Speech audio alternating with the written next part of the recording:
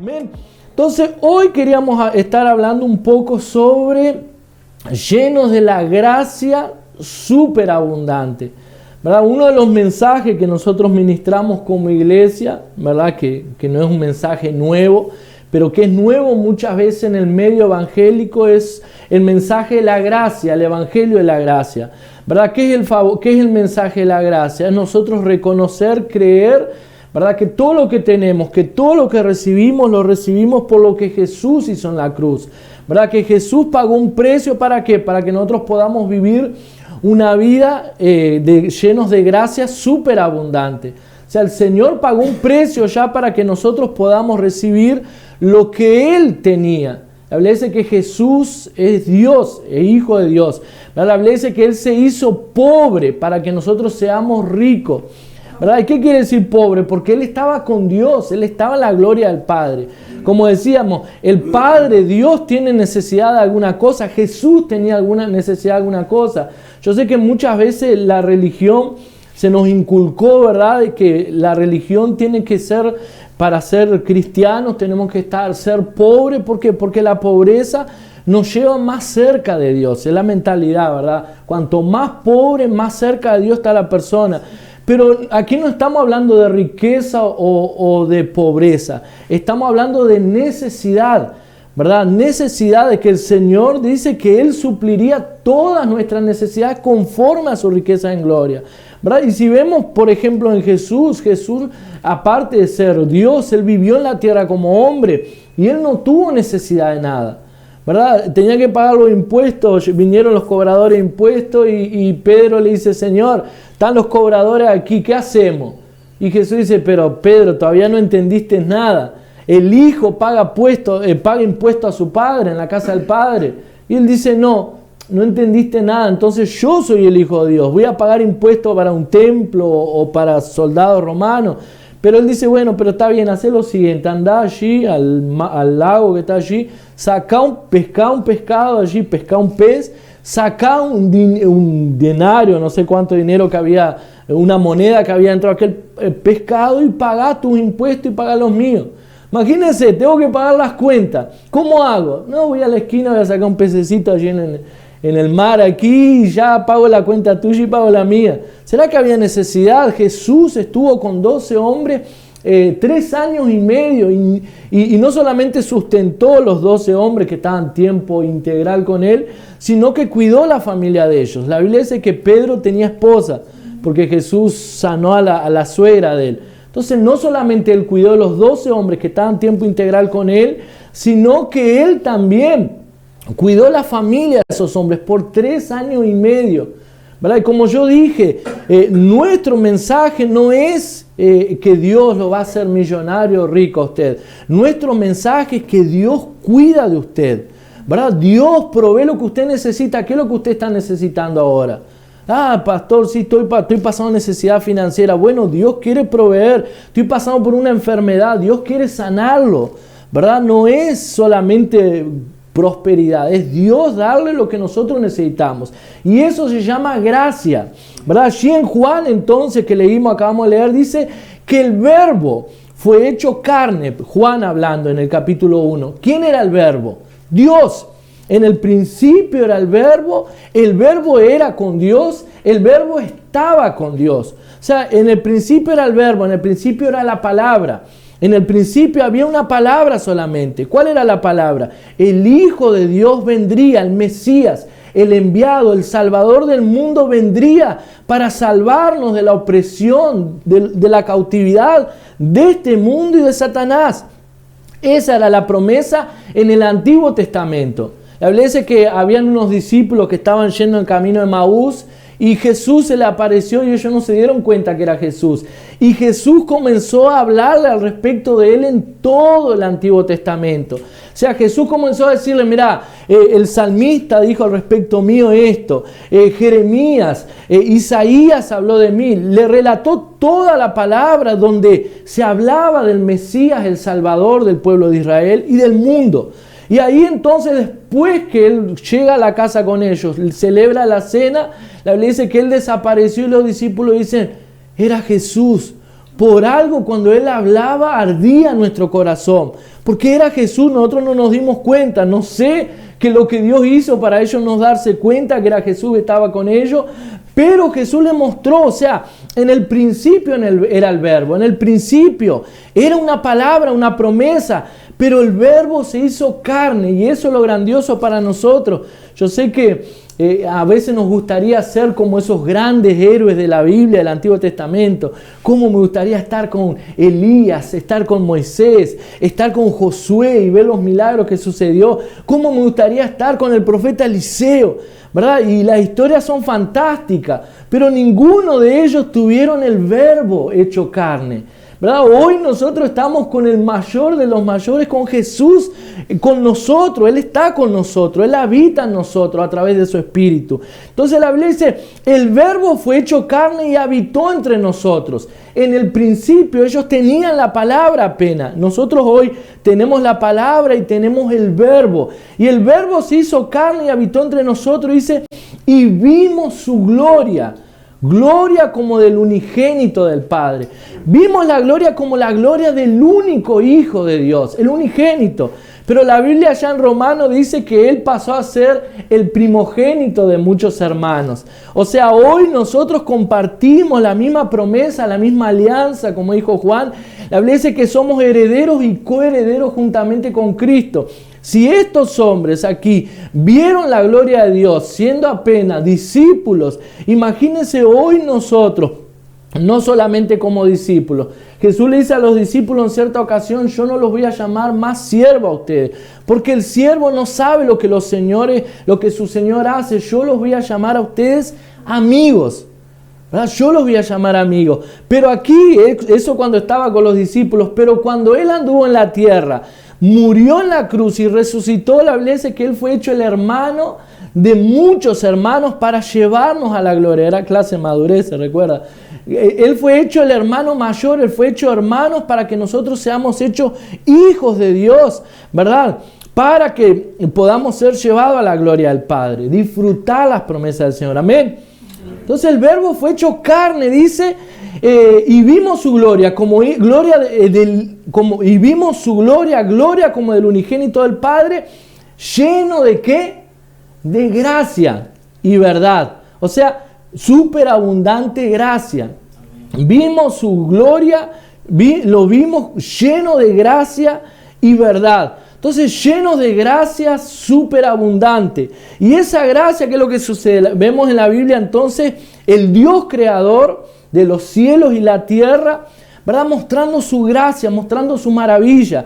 Aquel Dios que se hizo carne y habitó entre nosotros, vino, ¿verdad? ¿Para qué? Para mostrar su gracia, su favor inmerecido. ¿Qué es gracia?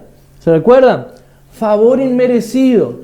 Entonces, ¿cómo mostró? Si nosotros vemos la historia de Jesús, ¿quiénes eran los que lo seguían?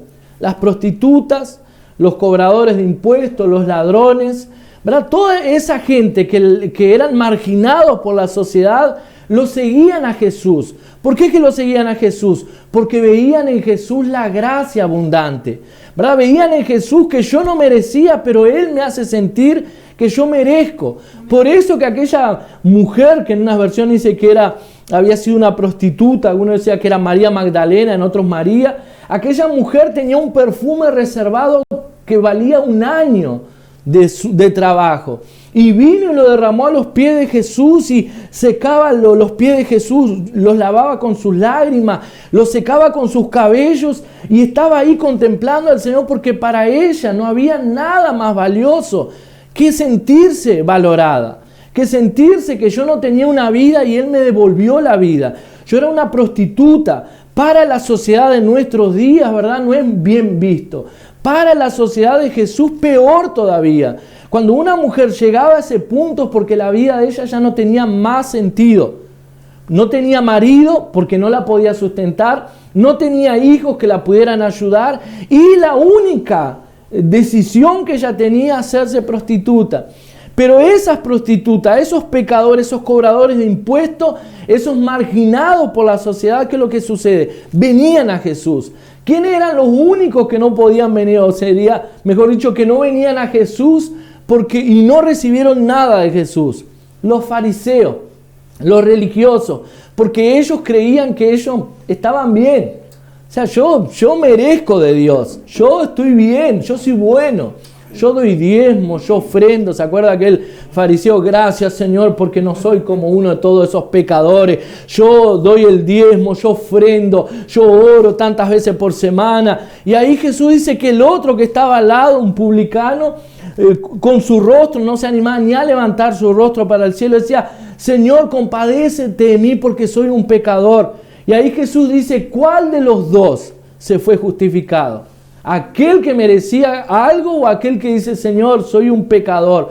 Claro que muchos cristianos hoy hacen lo mismo: Señor, yo soy un pecador. Éramos un pecador, ahora somos hijos, amados. En el momento que usted se arrepintió, puede venir en esa posición: Señor, soy un humilde pecador, perdóname. Pero hoy usted es hijo. Y por causa que nosotros somos hijos, hay una promesa sobre nuestras vidas, que Dios iría a derramar de su gracia abundante sobre usted. Amén. ¿Te lo cree? Amén. Amén. A ver, ¿se escucha? Amén. Con fuerza. Amén. Ay, me gustó más. Entonces, uno de los puntos, ¿verdad? Mientras hasta el celular ahora grita: amén. Amén. Entonces, uno de los puntos importantes que el Señor nos dice aquí, dijimos entonces, lleno de gracia abundante, es que Dios es el que vuelve la gracia abundante sobre nuestras vidas. Allí en 2 Corintios, y fue lo que estaba leyendo Juan justamente, ¿verdad? Estamos ahí en sintonía, dice así: y poderoso es Dios para hacer que abunde en vosotros toda gracia. Esto tenemos que repetirlo todo el mundo junto. Y poderoso es Dios para hacer, vamos a repetir todo el mundo junto. Y poderoso es Dios para hacer que abunde en vosotros toda gracia. Diga: toda gracia. Toda gracia. ¿Qué es toda gracia? Toda gracia. Dice: a fin de que teniendo siempre en todas las cosas lo suficiente. Que teniendo siempre ¿en qué? En todas las cosas. ¿Qué es todas las cosas? Salud, relacionamiento familiar, es trabajo, es recurso financiero, es relacionamiento entre padre e hijo, hijos padre, es ver el favor de Dios sobre nuestras vidas. Dice: teniendo siempre en todas las cosas todo lo suficiente. Amén. Amén. Entonces la Biblia que dice que Dios quiere que nosotros tengamos en todas las cosas todo lo suficiente. No es mi palabra, no es la visión de la iglesia, ni del ministerio, ni el pastor que está diciendo, ni Juan que está haciendo la palabra de la ofrenda. Es Dios que dice: para que tengáis en todas las cosas todo lo suficientes y abundéis para toda buena obra. ¿Para qué? Para toda buena obra. Dios quiere que nosotros abundemos en toda buena obra. Ayudar al prójimo, bendecir a mi hermano, bendecir la obra, bendecir mis hijos, bendecir mi esposa, mi marido, bendecir al que decía Juan, al mendigo que está allí en la calle, al hermano, a la persona que a veces ni hermano es y de repente está pasando por una necesidad y yo poder ir allá y ayudarlo. Dios dice eso. Es interesante, ¿verdad?, que Dios está hablando aquí en este pasaje. Está hablando de dinero, ¿verdad? No estaba hablando solamente de oración y eso. Pero Él decía lo importante: y poderoso es Dios para hacer que abunde en nosotros gracia, abundante gracia. Entonces, ¿quién es el que hace que abunde la gracia en nosotros? ¿Quién? Dios. Dios es el que hace que la gracia pueda abundar en nosotros. Amén. Pero ¿qué es lo que necesitamos? ¿Verdad? O sea, mejor dicho, todo lo que nosotros necesitamos como cristianos es la gracia superabundante de Dios. ¿Qué es la gracia? El favor inmerecido. Necesitamos experimentar el favor de Dios en nuestras vidas. Amén. Amén. Todo lo que puede cambiar su vida es apenas un momento de favor, ¿verdad? Un momento de favor puede cambiar su vida en cualquier área. La Biblia dice, ¿verdad?, que José había sido acusado injustamente, había sido llevado, fue preso varias veces, ¿verdad?, acusado de querer abusar de la esposa de Potifar. Él permaneció firme, Fue llevado a la prisión, estaba en la prisión, supuestamente dicen que estuvo como 13 años preso. Imagínense, Señor, yo soy cristiano, soy tu siervo, preso injustamente. Pero la Biblia dice que estaba allí preso, como cualquier preso, y de repente Faraón lo mandó llamar. Tráiganme al preso allí que está José, el preso, el soñador, que yo quiero que me revele un sueño que tuve. Salió preso y en cuestión tal vez de 5 o 10 minutos era el gobernador, el primer ministro del país más poderoso del mundo. Un preso en 5 minutos, 10 minutos, entró como un preso a la sala del faraón y salió como el primer ministro del mundo. ¿Eso es gracia o no es gracia? ¿Es favor o no es favor? Amén. Estaba viendo la historia de Daniel, también sucedió algo parecido. Daniel es que después junto con sus amigos que les pusieron los nombres babilónicos, Sadrach, Mesach y Abednego. La Biblia dice que ellos eran príncipes, fueron llevados cautivos allí a Babilonia. Y Nabucodonosor, el rey de Babilonia, tuvo un sueño. Pero él dice, no, yo no sé qué sueño. Tuve un sueño que me perturbó mucho, pero no sé qué soñé. Imagínense, tuve un sueño que me perturbó, pero no me acuerdo. Traigan un sabio que me pueda interpretar el sueño que yo tuve. Ahí se complicó, hasta para los sabios se complicó. Trajeron todos los sabios, pero Señor, eso es imposible. ¿Quién va a interpretar sus sueños si usted no nos dice lo que soñó? Y Nabucodonosor dice, no sé, pero si les digo, ustedes me van a interpretar la manera que ustedes quieren. Si nadie me interpreta mi sueño, maten a todos los sabios del palacio. Entre esos sabios había venido Daniel. Daniel va y se levanta y dice, Señor, espera un poco, deme por lo menos un día. Y yo voy a orar a mi Dios y mi Dios me va a revelar el sueño que usted tuvo. Es una locura, ¿verdad? Una locura revelar el sueño cuando usted no sabe qué soñó. Pastor, tuvo un sueño. ¿Qué será? Dígame el sueño que tuvo. No sé, no me acuerdo.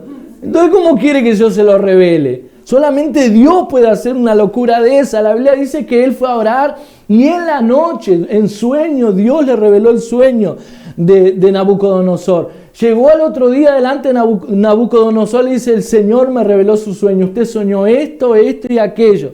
Una estatua que había edificado. Pero no solamente le dijo el sueño. Y si ese sueño dice Dios que significa esto, aquello y aquello otro. Nabucodonosor quedó asustado. Si realmente soñé eso. O sea, el Dios de los hebreos es un Dios todopoderoso. Voy a hacer lo siguiente. Que Daniel sea ahora gobernador de Babilonia, otro país, era la potencia en aquel momento, que sea un gobernador de una nación poderosa. En 5 minutos, ese fue en 24 horas. En 24 horas Dios cambió la suerte, la vida de aquel hombre. ¿Será que el Dios que nosotros servimos es menos que el Dios que ellos servían? ¿Será que el Dios que usted sirve tiene menos poder que el Dios que ellos servían? ¿Verdad? Ellos contemplaban, dice la Biblia que en el libro de Hebreos, que todos estos grandes hombres de Dios contemplaban la promesa como que un día la habrían de recibir. Pero ninguno de ellos pudo contemplar la promesa como nosotros la contemplamos. La promesa de Dios es Cristo. Si aquellos hombres experimentaron un cambio de eso, ¿qué es imposible para Dios en su vida? ¿Qué hay en su vida que Dios no pueda hacer? ¿Qué hay que Dios no tenga poder para cambiar en su vida? Dios tiene, amén. ¿Te cree? Dios tiene ese poder. Pero necesitamos también tener algunos puntos. ¿Cómo yo puedo disfrutar entonces de toda suficiencia? ¿Cómo yo puedo disfrutar de todo lo que necesito siendo proveído por Dios, ¿verdad? Siendo suplido por Dios. Y ahí alguno puede decir, pero pastor, ¿por qué todo muy lindo eso? Pero ¿por qué yo no veo toda esa suficiencia sobre mi vida? ¿Por qué que yo no veo toda esa abundancia sucediendo en mi vida? Y aquí vamos a ver algunos motivos. Primero, el primer motivo, porque nosotros necesitamos creer. El cambio, la moneda de los cielos, ¿sabe cuál es? La fe. Nosotros podemos obtener todo de Dios a través de la fe. La Biblia dice que sin fe es imposible agradar a Dios, porque es necesario que todo aquel que se acerca a Él le crea que Él es galardonador de los que le buscan, que Él es ¿qué? Galardonador, que Él es premiador. de aquellos que lo buscan. ¿Qué es lo que tenemos que hacer para ser premiados por Dios, galardonados por Dios, recibir un regalo de Dios? ¿Qué es lo que tenemos que hacer? Buscarlo, creer y buscarlo, ¿verdad? Entonces, sin fe es imposible agradar a Dios. Entonces, ¿cómo nosotros desagradamos a Dios?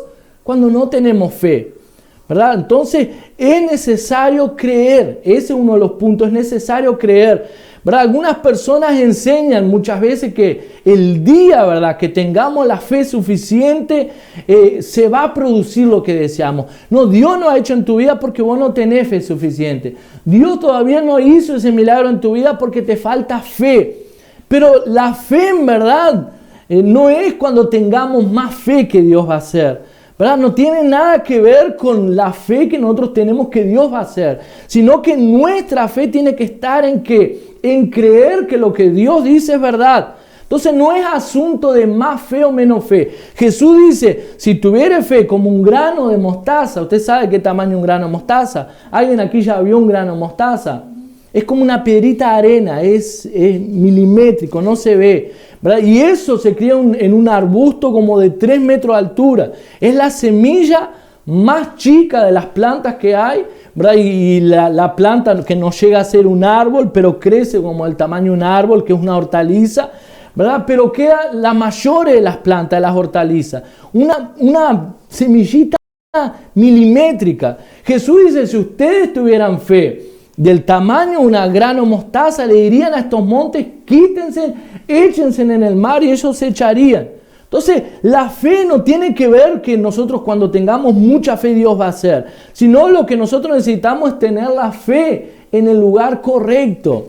Enfocar nuestra fe en el lugar correcto, ¿en qué? En que Dios va a hacer, amén.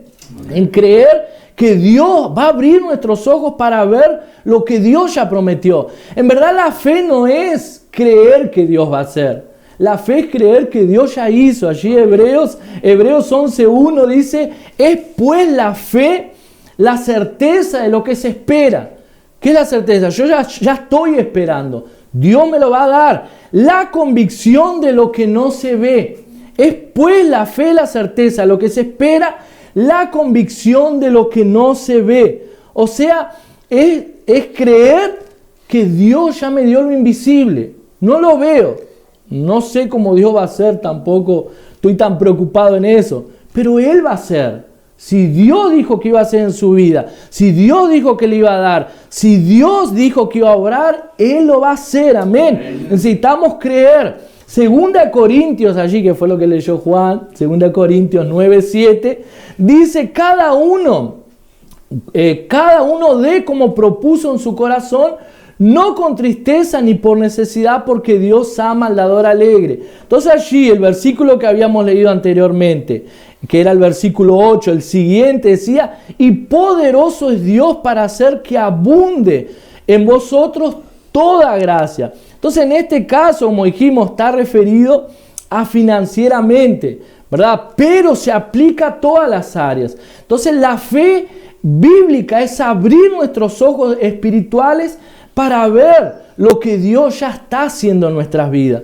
Entonces en este pasaje dice que Dios en este contexto estaba relacionado al dinero, pero en nuestras vidas se aplican que, Señor, yo no veo, pero gracias te doy porque tú ya lo hiciste.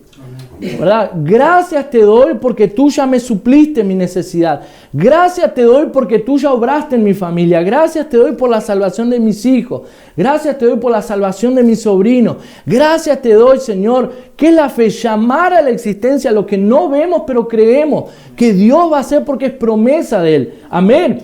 Entonces, si en su bolsillo usted no tiene ni 10 pesos, comienza a agradecer, Señor, gracias, Señor, porque tú ya supliste mis necesidades para pagar mis cuentas. Señor, gracias porque necesito hacer tal cosa. No tengo, pero tú ya me diste, ¿verdad? Es de comenzar a declarar, Señor, gracias por el milagro. Gracias porque me sanaste, aunque yo no sienta, pero tú me sanaste. Amén. Y ahí dice también, continuando allí en 2 Corintios 9:9, el final dice, su justicia permanece para siempre. Ahí está abierto. 9. Repartió Dios a los pobres, su justicia permanece para siempre. Entonces aquel que hace lo que Dios ha colocado en su corazón, la promesa es que la gracia abundante será derramada sobre nuestras vidas. Cuando nosotros, ¿qué es lo que el Señor dice? Ahí esa palabra es una palabra de ofrenda. Cada uno dé como propuso en su corazón. No por necesidad, ¿verdad? No por necesidad, sino en la otra parte decía, no por necesidad. Ahí cada uno dio el versículo 7, yo creo que lo tengo anotado aquí.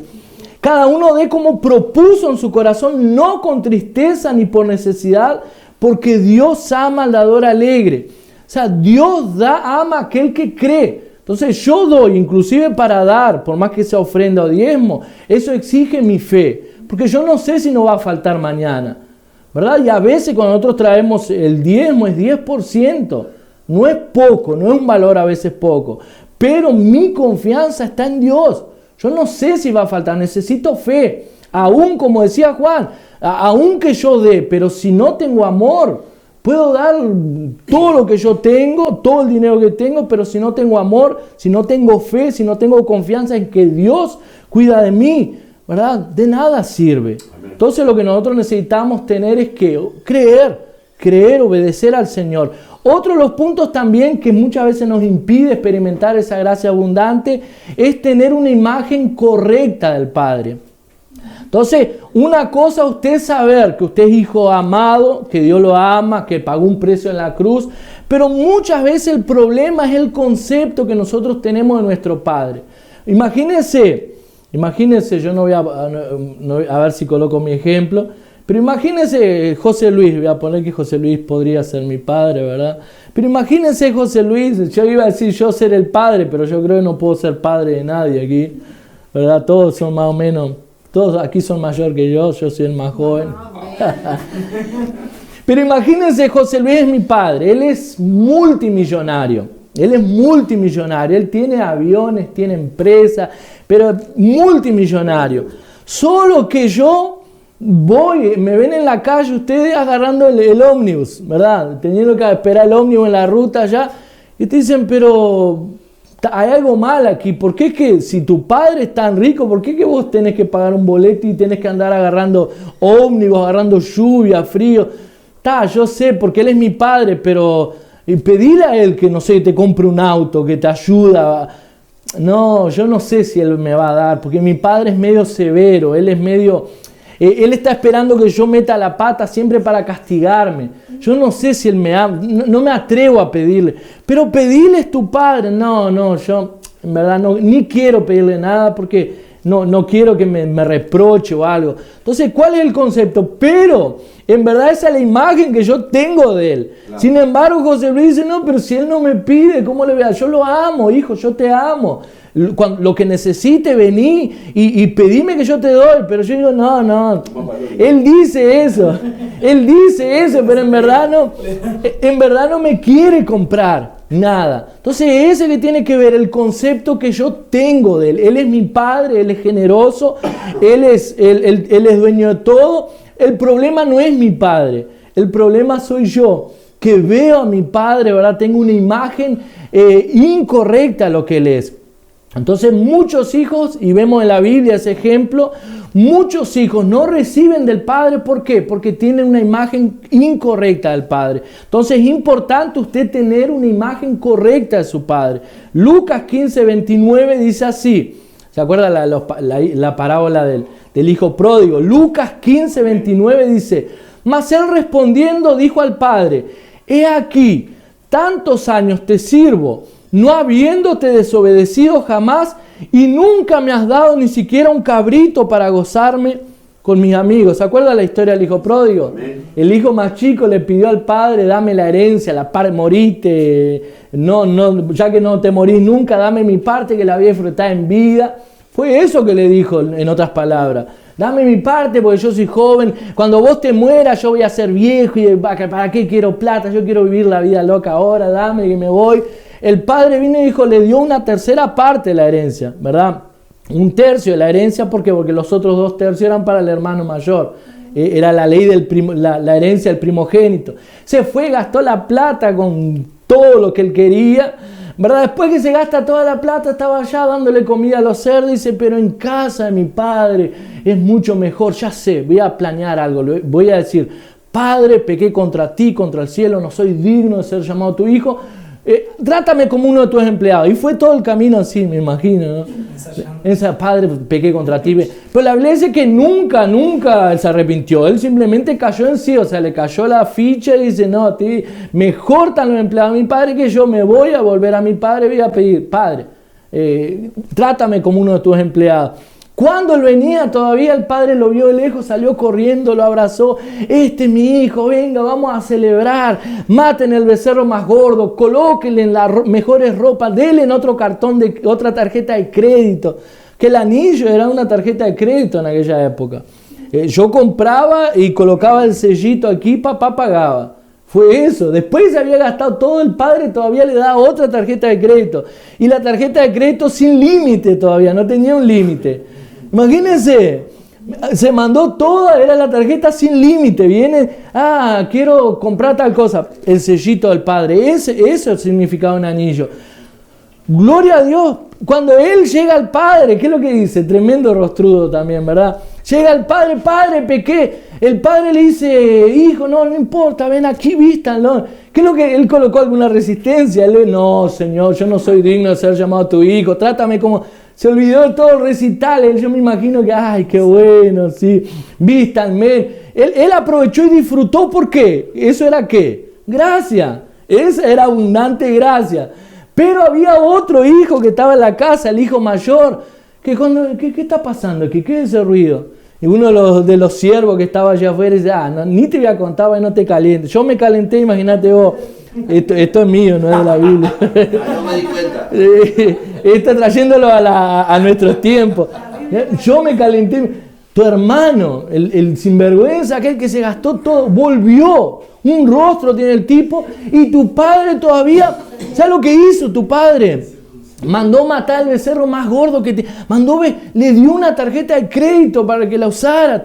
Tu padre está mal, ¿cómo va a hacer eso? Y él llega, no, me va a escuchar, voy a hablar. Padre, ¿por qué hiciste eso? Y el padre dice la Biblia allí que el padre lo animó a que entrase. Su padre tuvo que convencerlo para que él entrase. Dice el versículo Lucas 15:29, más él respondiendo dijo, Padre, he aquí tantos años te sirvo, no habiéndote desobedecido jamás y nunca me has dado ni un cabrito para gozarme con mis amigos. ¿Y qué es lo que el padre le dice? Hijo, todo lo que tengo es tuyo. O sea, si nunca lo gastaste, es porque nunca me pediste. Pero lo mío es tuyo, podías haber agarrado, podías haber celebrado. Pero ¿cuál era el problema de él? Él dice aquí, ¿verdad? Él dice, tantos años te sirvo, no habiéndote desobedecido jamás y nunca me has dado ni un cabrito. Primero, ¿qué es lo que sucede? Él no era hijo, él era un siervo. Él no se veía como un hijo, él se veía como un siervo. Tantos años te esperaba, son mi hijo, te amo, no, pero tantos años te sirvo sin haberte desobedecido jamás, y esto aquí que es la ley. ¿Verdad? Eso es una persona legalista. Tantos años te sirvo sin haberte fallado jamás. ¿Quién dijo que nunca falló?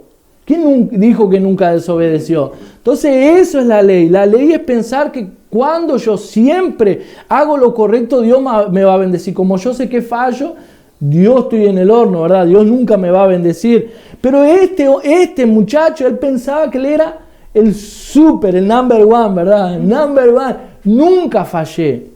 Nunca hice nada incorrecto. Yo realmente merecía, ¿verdad? Cuando nosotros venimos delante de Dios creyendo que merecemos algo, ¿verdad? Dios no nos puede bendecir porque ya no es de Él. Ya no depende, ya no es la bondad y la gracia de Dios. Ya es su merecimiento. Y la Biblia dice que al que hace, al que trabaja, ¿verdad? Se le cobra como merecimiento, se le paga como merecimiento. Pero aquel que no obró, pero cree y recibe, le es contado por gracia. Entonces aquel hermano, aparte de todo eso de ser mentiroso, y la Biblia dice que, yo sé que muchos leemos en la Biblia, que el hijo más joven salió y gastó todo su dinero con meretrices. ¿Quién leyó eso en la Biblia? Gastó todo, meretrices rameras, ¿verdad? Con prostitutas. Gastó con prostitutas, con vicios. Pero en verdad la Biblia no dice que el hijo gastó con eso. Quien dijo fue el hermano. Este que gastó todo su dinero con meretrices, ¿cómo sabía él que gastó su dinero con meretrices? Es que normalmente, ¿verdad? Cuando dice la paja se ve en el ojo ajeno, que normalmente tal vez él estaba en la casa y el deseo del corazón de él era haber estado en esa posición. Normalmente nosotros criticamos, ¿verdad?, en los otros las fallas nuestras. Normalmente nosotros criticamos en los otros los defectos nuestros. Nosotros vemos en los demás los defectos nuestros, ¿verdad? Y ahí, ¿qué es lo que sucede? La cámara. Otro entonces tenga una imagen correcta. Esos dos hijos, ¿verdad?, tenían una imagen de Dios. Pero el otro hijo, el mayor, tenía una imagen incorrecta. Veía a Dios como ¿qué? Como su Señor. Veía a su Padre como su Señor. Y por último, otro de los puntos importantes para recibir esa gracia superabundante, sea agradecido. ¿Verdad? Nosotros siempre usamos ese término con nuestros hijos, que es la gratitud abre puertas, la ingratitud cierra. Cuando usted es grato, usted es agradecido, usted va abriendo puertas delante de usted. Cuando usted es mal agradecido, usted cierra las puertas. Ya vio cuando usted le da algo a alguien y esa persona no le da ni siquiera las gracias. ¿Ya le pasó alguna vez? Amén.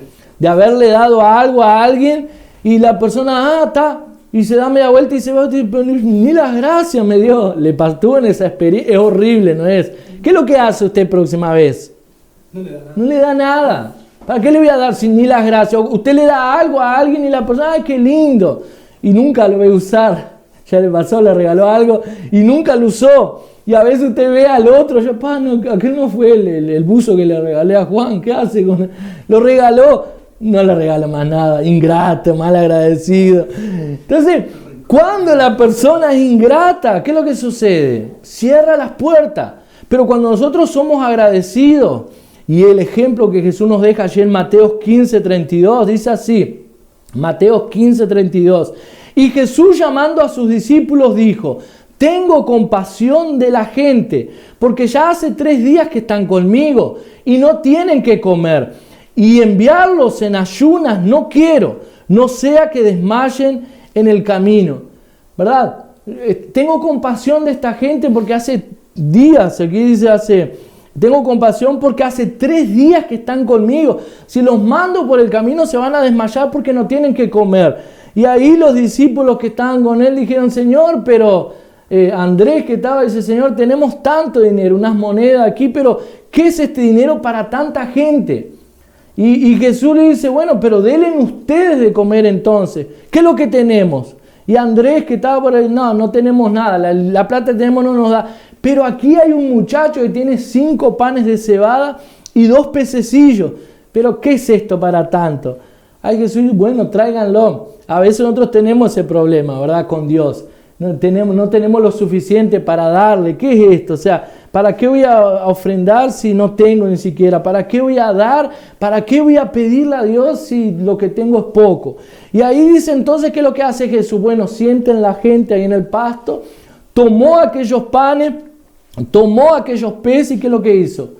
Agradeció al Padre y lo repartió. Después que agradeció al Padre, ¿qué es lo que empezó? La multiplicación. Le daba el pan y los pececillos a los discípulos agarraban el pan.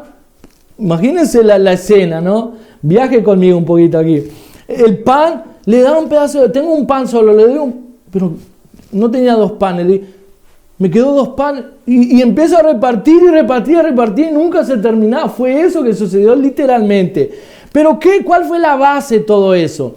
Jesús agradeció. La Biblia dice que después que todos comieron hasta llenarse, la Biblia dice entonces que sobraron 12 cestos llenos de pan. O sea, si el pueblo hubiese tenido más hambre, iban a comer más.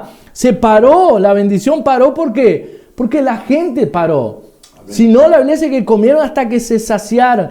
Y allí en Juan 6:23 después, Juan 6:23, mire cómo quedó marcado este pasaje. Dice así, Juan 6:23. Pero otras barcas habían arribado de Tiberias junto al lugar donde habían comido el pan después de haber dado gracias al Señor. Pero otras barcas venían arribando de Tiberias junto al lugar donde habían comido el pan. ¿Por qué que agregaron esta parte?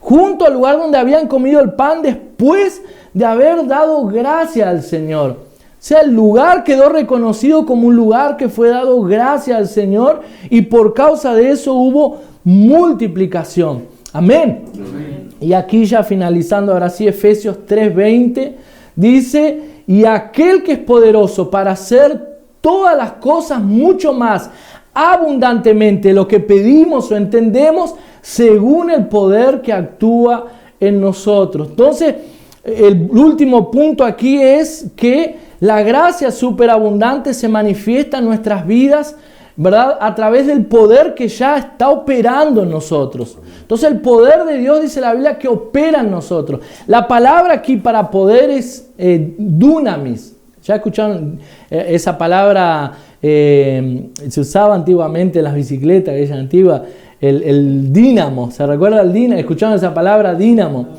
Dínamo, una palabra griega, ¿para qué? Para poder. Aquel dínamo era tipo una botellita, ¿se acuerdan los más veteranos aquí? No existía, no se hagan tampoco.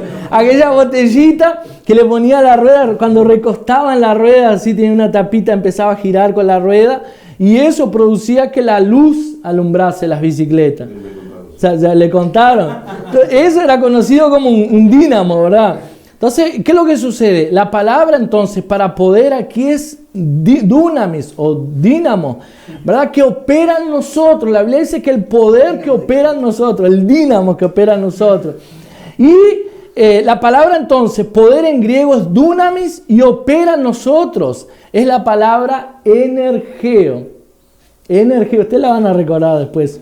Pero si usted escucha la palabra energeo, ¿qué es lo más parecido?